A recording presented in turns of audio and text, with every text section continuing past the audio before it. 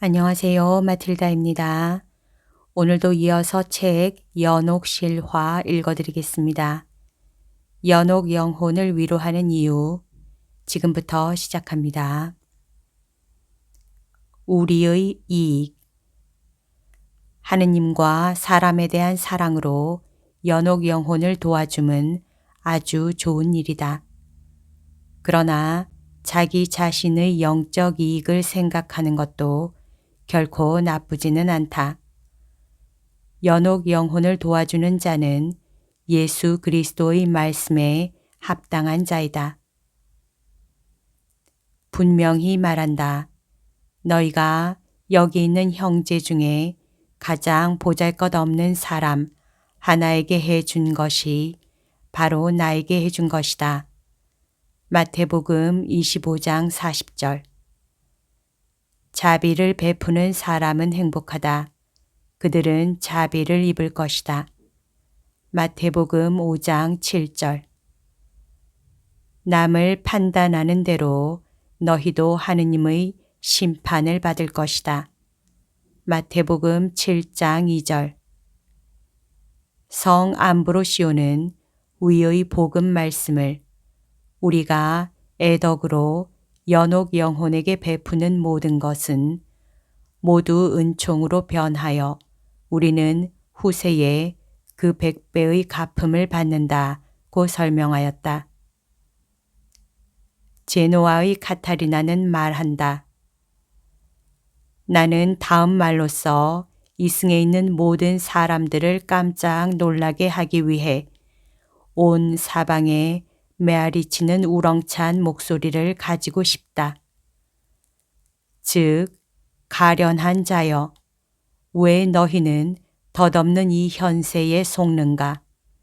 임종의 어려운 고비에 너희의 보호자가 될 자를 만드는 선업을 왜 살아있을 동안에 하려고 하지 않는가? 완덕의 학교. 연옥 영혼에 대한 신심은 무서운 대죄를 미워하도록 가르칠 뿐만 아니라 이때까지 아무렇지도 않게 많은 소죄를 범하고 있던 악한 습관을 고치게 한다. 왜냐하면 연옥에서 고생하는 영혼은 다음과 같이 부르짖고 있기 때문이다. 우리를 불쌍히 여기시오. 또 우리처럼 비방, 조소, 멸시, 질투, 교만, 허영 따위에 떨어지지 않도록 조심하시오. 그리고 선행을 하도록 힘쓰시오. 선종을 위하여 모든 계명을 충실히 지키시오. 죽음은 도둑처럼 갑자기 오니 대죄를 지닌 채 살지 않도록 주의하시오. 페넬롱 주교는 말한다. 현세에서 고통은 하나의 연옥이다.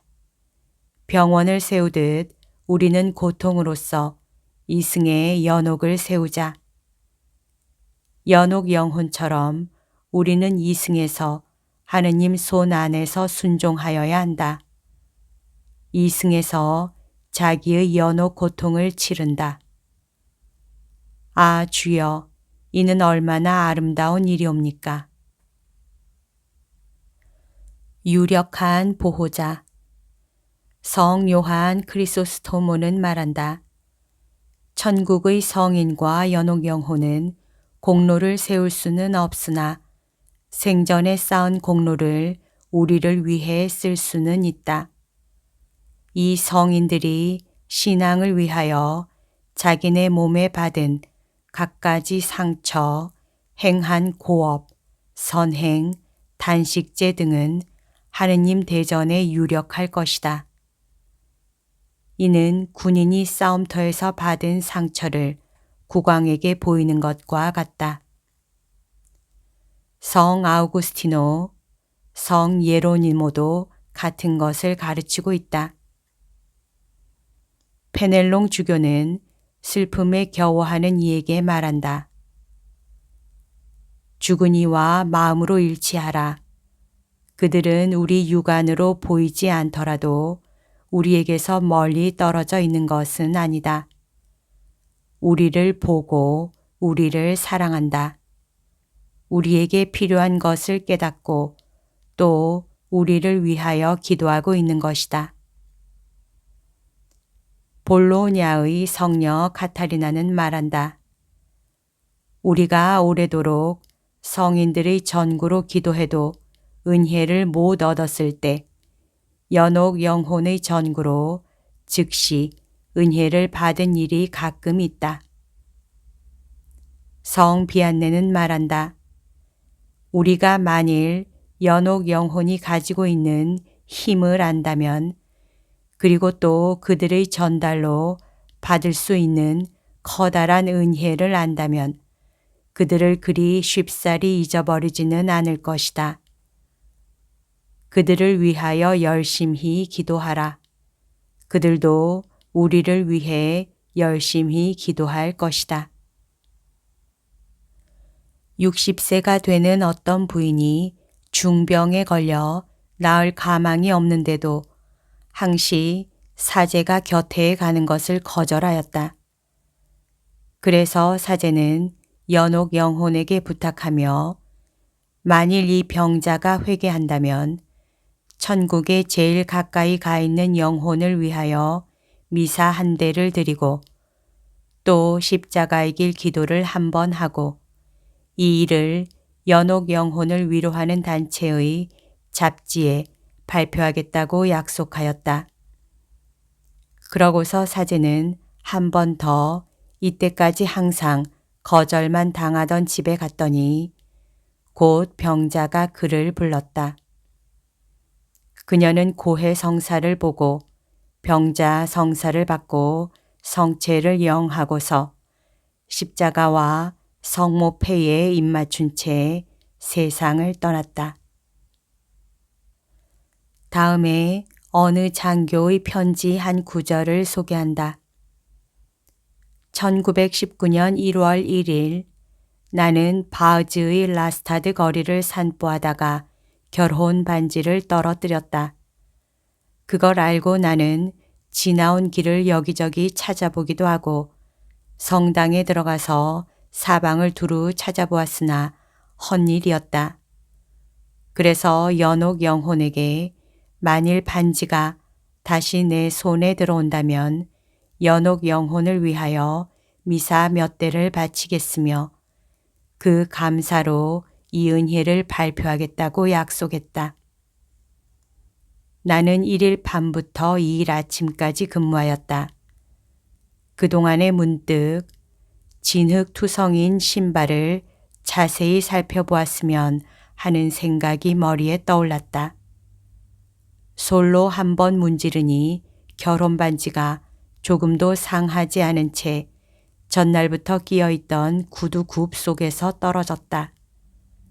그런 채로 전날은 심리 남짓한 길을 걷고 있었던 것이다. 의심 없이 이는 연옥 영혼의 덕택이었다. 성녀 안나 마리아의 기도와 선업의 덕택으로 구원된 연옥 영혼이 가끔 그녀에게 나타났다. 어느 날 성녀는 한 망자를 위하여 성체를 영하였다. 그랬더니 곧 그는 영광 속의 은인에게 나타나서 말하였다. 사랑하는 자매여, 당신의 사랑에 감사합니다. 당신의 기도 은혜로 빨리 영복을 받으러 갈 수 있습니다. 천국에 가서도 결코 잊지 않겠습니다. 성녀는 말했다. 여러분은 연옥 영혼에 대하여 큰 신심을 가지십시오. 될 수 있는 대로 그들을 위하여 미사를 바치십시오. 주여, 망자에게 길이 평안함을 주소서, 영원한 빛을 그들에게 비추어 주소서라는 기도를 매일 100번 외십시오. 미사 때 그들을 위하여 이 거룩한 희생을 봉헌하십시오. 그것은 여러분과 여러분 가족의 행복이 될 것입니다. 포르토 마우리지오의 성 레오나르도는 44년간의 설교 가운데 가끔 다음 말을 되풀이했다. 형제 여러분, 잘 들으시오. 만일 단 하나의 영혼을 연옥에서 구할 수 있다면 천국은 그대의 것입니다.